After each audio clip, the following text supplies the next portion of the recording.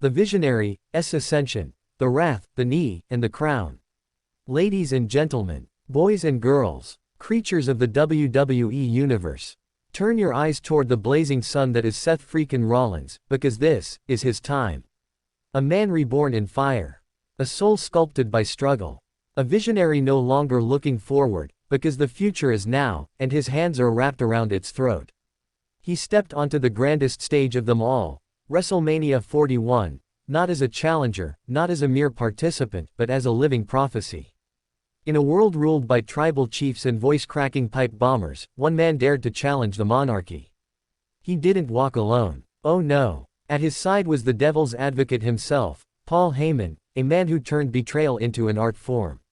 Roman Reigns stood tall, clutching a dynasty. CM Punk returned, chasing ghosts and glory. But Seth Rollins, he brought a mirror to that ring. He made them look into it. And what did they see?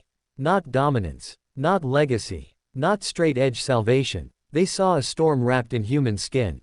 When the final bell rang, Reigns was down. Punk was broken. The crowd didn't cheer. They screamed. Not because they were surprised. But because destiny had finally punched in. The architect had drawn the plans.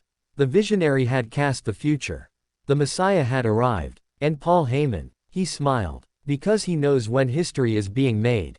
With the throne now under his boots, Seth did not rest. He did not revel. He built. From the ashes of the Shield. From the fragments of his past. From the blood of his enemies. He constructed a new kingdom.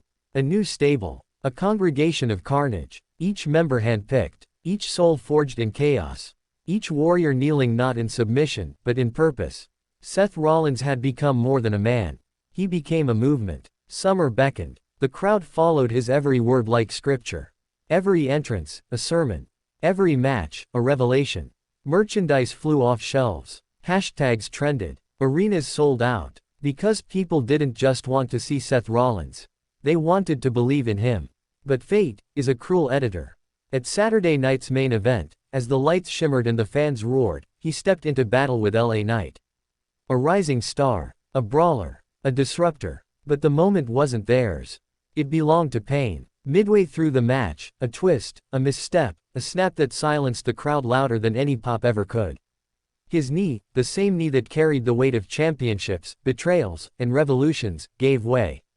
Not to fear, not to weakness, but to reality. Medics rushed. The crowd stood. LA Knight hesitated. But Seth finished the match. One leg, one heart, one will. He didn't ask for sympathy. He didn't cry injustice. He raised his hand. Win or lose, he reminded the world, visionaries don't stop. They endure. Whispers spread like wildfire. SummerSlam, was it gone? Was the golden god of WWE destined to watch from the shadows while others took his throne? Experts speculated. Commentators lamented. Fans feared. But behind the curtain, behind ice packs and rehab routines, behind the pain, Seth Rollins planned. Because that's what architects do. They build even in rubble. News leaked. Maybe he wouldn't make it. Maybe the torch had to be passed. Maybe his moment had flickered too fast. But Rollins doesn't flicker. He burns. He posted nothing. He tweeted nothing. He disappeared from the spotlight. Only for the drumbeats to start echoing again. He showed up at Raw. Limping, yes. But grinning like a devil with secrets. Microphone in hand. Arena in the palm of it. And he said just 5 words. I'll see you at SummerSlam. Explosion. Internet breaks. Opponents tremble. Because now, it's no longer about domination. It's about redemption. It's about proving that even with one bad knee, he's still 10 times the man anyone else in that locker room will ever be. They say Reigns ruled an era. They say Punk defied the system. But Rollins rewrites it. He doesn't just break ceilings. He melts the whole damn arena. SummerSlam is no longer a premium live event. It's a reckoning. The throne, it's not vacant. It's being fortified. With knee braces and raw will. With grit and guile. Because Seth Rollins isn't asking to be the best.